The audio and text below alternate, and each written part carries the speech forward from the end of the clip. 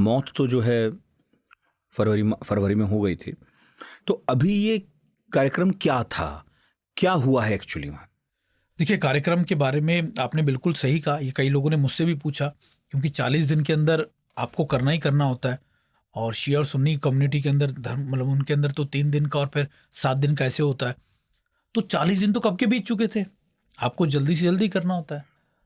तो जो मुझे बताया गया कि उनकी कुछ बॉडी के पार्ट्स थे ही नहीं, क्योंकि जब स्ट्राइक्स हुई बॉडी मिली नहीं, उनका सिर्फ वो हाथ मिला। जो आप उल्टा हाथ उनका ऐसे देखते हैं जिसमें उन्होंने अंगूठी पहनी हुई है, वो हाथ मिला। उसी हाथ को सुपुर्द खाक किया गया, या उसका एक आधे बॉडी पार्ट सुप्रीम लीडर के हो सकते हैं, उसमें और भी हों, लेकिन मुझे जो जानकारी है, मुझे सिर्फ इतनी जानकारी है कि उनका हाथ, उनकी जो रिस्ट थी वही पाई गई थी उसमें, जिसमें अंगूठी, उसी से उनकी बॉडी को आइडेंटिफाई किया। और क्योंकि जब आप ऐसी बड़ी स्ट्राइक्स होती है ना, तो बॉडी को पूरा मिलना ही बहुत बड़ी चुनौती होती है, क्योंकि आप, और ऐसा नहीं कि एक स्ट्राइक्स हुई, मल्टीपल स्ट्राइक्स होती रही, फिर आप उस सिर्फ एक कंपाउंड पर लगातार हमला हुआ है। और मैं तो उस कंपाउंड में गया जहां पर अटैक हुआ। क्या है वो कंपाउंड? बर्बाद हो चुका है। नहीं है क्या वो? एक्चुअली कंपाउंड बोल रहे हैं हम, क्या वो था बेसिकली एक आप जैसे पुरानी दिल्ली के घरों, जो छोटी गलियां, अच्छा, बहुत ज्यादा बड़ी चौड़ी गली नहीं थी, घर थे, अच्छे खासे घर थे, पूरे कंपाउंड थे, बिल्डिंग साथ साथ थी, पूरा एक पैसेज था, वो पूरा बर्बाद हो चुका है। उसकी कोई इमारत नहीं बची है, उसके आसपास की इमारतों को भी नुकसान पहुंचा दिया गया। हालांकि उन्होंने कॉर्डन कर दिया गया, क्योंकि मैं जब गया, अभी मैं 7 तारीख को ही गया था, 7 जुलाई को, तो मैं जब गया तो मैंने उनसे पूछा कि आपने कंपाउंड बंद क्यों कर रखा। बोला कि हो सकता है कोई एक्टिव मिसाइल, एक्टिव शेल दबा हो, कोई आम आदमी जा रहा हो, फट जाए तो नुकसान ना हो, इसलिए हमने उसको कॉर्डन करके उसे बंद कर दिया।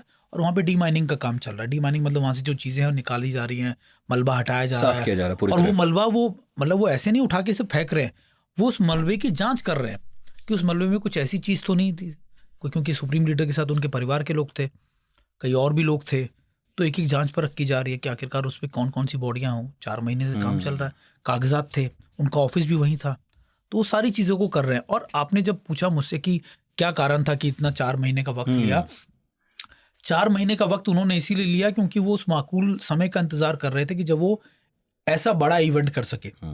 अगर आप देखें कि वहाँ पर जो तेहरान में तो हमने देखा है, ग्रैंड मुसल्ला में हुआ, फिर उसके बाद उनके शरीर को आज़ादी स्क्वायर ले जाया गया, फिर आज़ादी स्क्वायर के बाद उनके बॉडी को कुंभ ले जाया गया हेलीकॉप्टर से।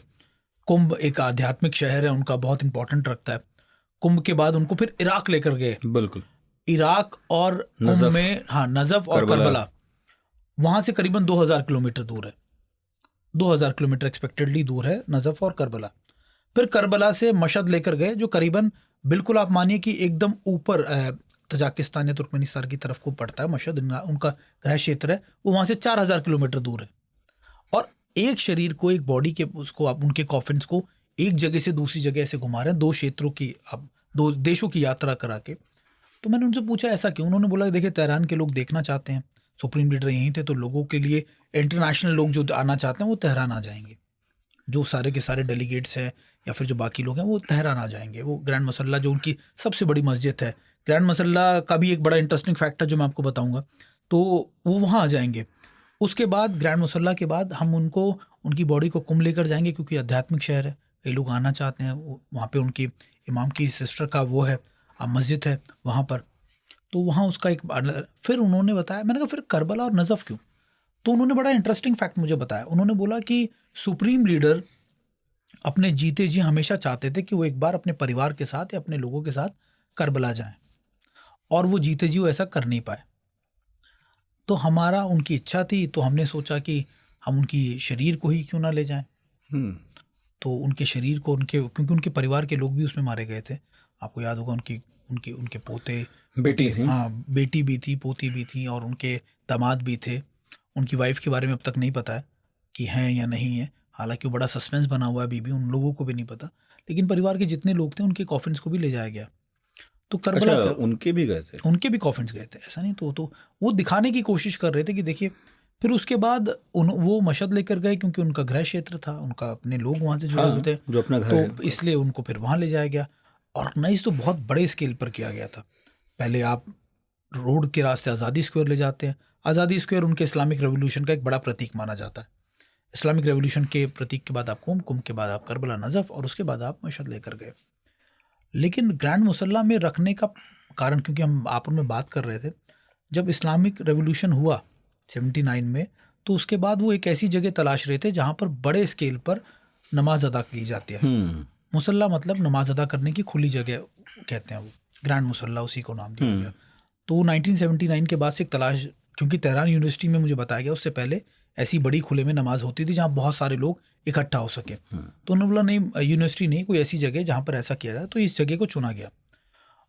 1990 तक रिसर्च चली कि कहाँ पर होगा, कई लोगों को बुलाया, फिर किसी को उसका कॉन्ट्रैक्ट दिया गया, फिर आर्थिक तंगी के चक्कर में उसको रोक दिया गया। करते करते करते 2025 में अभी भी उसका आधा हिस्सा बना नहीं है। अच्छा। वो मैं जब अंदर गया, वो अधूरी बनी हुई बिल्डिंग है, मतलब कहीं पर आपको सीढ़ियाँ नहीं मिलेंगी, कहीं पर पैसेज में, क्योंकि उस फाइनेंशियल सैंक्शंस के चलते। तो उन्होंने बोला कि ये उनका ड्रीम था कि वो चाहते थे कि ऐसी जगह बने, तो इसलिए यहाँ पर रखा गया, और उसमें 10-15-20 लाख लोग आराम से आ सकते हैं। फिर अब उनका कि मैंने उनसे पूछा ये कब तक हो जाएगा, उन्होंने अगले 5-6 साल और लगेंगे।